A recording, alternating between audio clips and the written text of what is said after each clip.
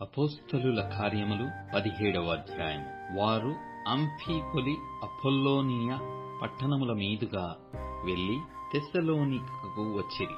అక్కడ యూదుల సమాజ మందిరమొకటి ఉండెను గనక పౌలు తన వాడుక చొప్పున సమాజపు వారి యొద్దకు వెళ్లి, క్రీస్తు శ్రమపడి మృతులలో నుండి లేచుట ఆవశ్యకమనియు, నేను మీకు ప్రచురము చేయు యేసే క్రీస్తయ్యున్నాడనియు లేఖనములలో నుండి దృష్టాంతముల నెత్తి విప్పి చెప్పుచు వారితో 3 విశ్రాంతి దినములు తర్కించుచుండెను.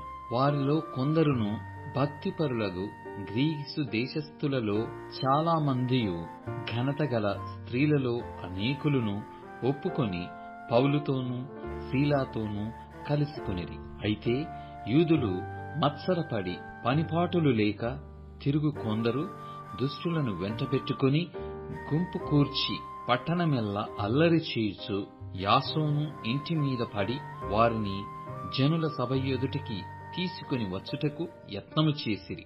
అయితే వారు కనబడనందున యాసోనును కొందరు సహోదరులను ఆ పట్టణపు అధికారుల యొద్దకు ఈడ్చుకొని పోయి, భూలోకమును తలక్రిందులు చేసిన వీరు ఇక్కడికి కూడా వచ్చియున్నారు. యాసోను వీరిని చేర్చుకుని ఉన్నాడు. వీరందరూ యేసు అను వేరొక రాజున్నాడని చెప్పి కైసరు చట్టములకు విరోధముగా నడుచుకొని వారు అని కేకలు వేసిరి. ఈ మాటలు వినుచున్న జనసమూహమును పట్టణపు అధికారులను కలవరపరిచి, వారు యాసోను నొద్దకు మిగిలిన వారి యొద్దను జామీను తీసుకుని వారిని విడుదల చేసిరి. వెంటనే సహోదరులు రాత్రివేళ పౌలును శీలను బెరయకు పంపించిరి. వారు వచ్చి యూదుల సమాజ మందిరంలో ప్రవేశించిరి. వీరు తెస్సలోనికలో ఉన్న వారి కంటే ఘనులయ్యుండిరి గనక ఆసక్తితో వాక్యమును అంగీకరించి పౌలును శీలయును చెప్పిన సంగతులు అలాగున్నవో లేవో అని ప్రతి దినమును లేఖనములు పరిశోధించుచూ వచ్చిరి. అందుచేత వారిలో అనేకులు ఘనత గల గ్రీసు దేశస్థులైన స్త్రీలలోనూ పురుషులలోనూ చాలా మందియు విశ్వసించిరి.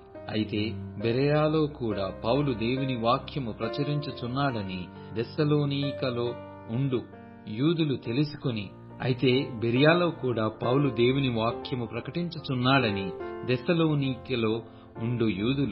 తెలుసుకుని అక్కడికిని వచ్చి జనసమూహములను రేపి కలవరపరచిరి. వెంటనే సహోదరులలో పౌలును సముద్రము వరకు వెళ్ళమని పంపిరి. అయితే శీలయు తిమోతియు అక్కడిని నిలిచిపోయిరి. పౌలును సాగనంపి వెళ్లిన వారు అతనిని ఏథెన్సు పట్టణమున వరకు తోడుకొని వచ్చి, శీలయు తిమోతియు సాధ్యమైనంత శీఘ్రముగా అతని యొద్దకు రావలెనని ఆజ్ఞ పొంది బయలుదేరిపోయిరి. పౌలు ఏథెన్సులో వారి కొరకు కనిపెట్టుకొనియుండగా ఆ పట్టణము విగ్రహములతో నిండియుండుట చూచినందున అతని ఆత్మ పరితాపము పట్టలేకపోయెను. కాబట్టి సమాజ మందిరములలో యూదులతోనూ భక్తిపరులైన వారితోనూ ప్రతి దినమున సంత వీధిలో తన్ను కలిసికొని వారితోనూ తర్కించుచూ వచ్చెను. ఎపికురేయులలోనూ స్తోయికులలోనూ ఉన్న కొందరు జ్ఞానులు అతనితో వాదించిరి. కొందరు ఈ వదరుబోతు చెప్పునది ఏమిటని చెప్పుకొనిరి. అతడు యేసును గూర్చియు పునరుత్థానమును గూర్చియు ప్రకటించెను గనక మరికొందరు వీడు అన్య దేవతలను ప్రచురించుచున్నాడని చెప్పుకొనిరి. అంతట వారు అతని వెంటబెట్టుకొని అరేయోపగు అను సభ యొద్దకు తీసుకొని పోయి, నీవు చేయుచున్న ఈ నూతన బోధ ఎట్టిదో మేము తెలుసుకొనవచ్చునా? కొన్ని క్రొత్త సంగతులు మా చెవులకు వినిపించుచున్నావు గనక వీటి భావమేమో మేము తెలుసుకొనగోరుచున్నామని చెప్పిరి. ఏథెన్సు వారందరూ అక్కడ నివసించు పరదేశులను ఏదో యొక్క క్రొత్త సంగతి చెప్పుట యందును వినుట యందును మాత్రమే తాము కాలము గడుపుచుండు వారు. పౌలు అరేయోపగు మధ్య నిలిచి చెప్పినదేమనగా, ఏథెన్సు వారలారా, మీరు సమస్త విషయములలో అతి దేవతాభక్తి గలవారయ్యున్నట్టు నాకు కనబడుచున్నది. నేను సంచరించుచు మీ దేవతా ప్రతిమలను చూచుచుండగా ఒక బలిపీఠము నాకు కనబడెను. దానిమీద తెలియబడని దేవునికి అని వ్రాయబడి ఉన్నది. కాబట్టి మీరు తెలియక దేనియందు భక్తి కలిగియున్నారో దానినే నేను మీకు ప్రచురపరచుచున్నాను. జగత్తును అందలి సమస్తమును నిర్మించిన దేవుడు తానే ఆకాశమునకును భూమికిని ప్రభువైయున్నందున హస్తకృతములైన ఆలయములలో నివసింపడు.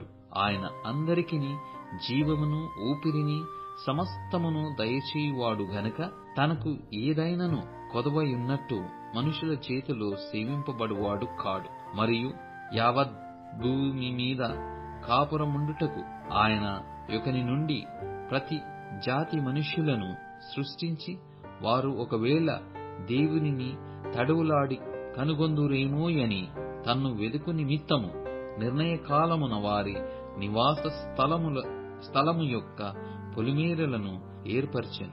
ఆయన మనలో ఎవనికిని దూరముగా ఉండువాడు కాడు.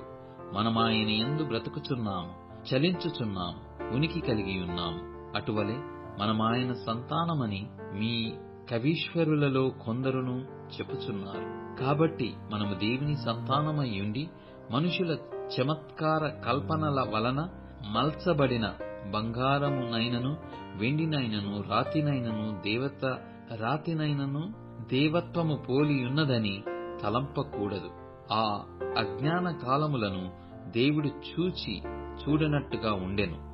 ఇప్పుడైతే అంతటను అందరును మారుమనస్సు పొందవలెనని మనుషులకు ఆజ్ఞాపించుచున్నాడు.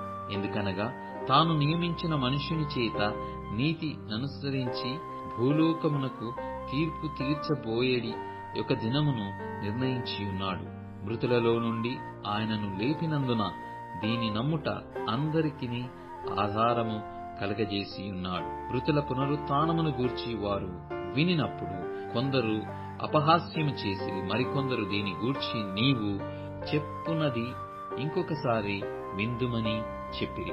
అలాగుండగా పౌలు వారి మధ్య నుండి వెళ్లిపోయెను.